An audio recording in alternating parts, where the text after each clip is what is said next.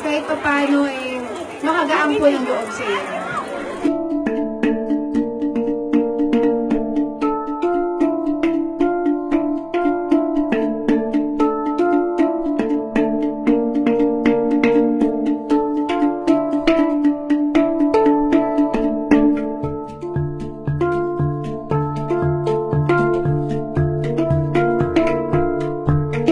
Dito. Maraming salamat kay Angel Oxel.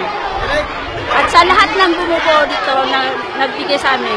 Sobrang laki po ng pasalamat po namin na may tumutulong sa amin kahit anong nangyari sa lugar namin. May tumutulong po pa rin sa amin.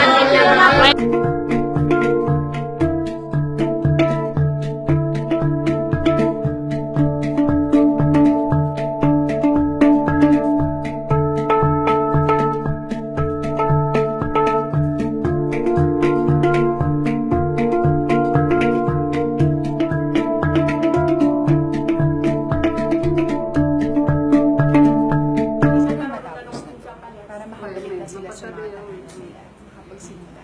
Ilan naman ang lagi kong naririnig na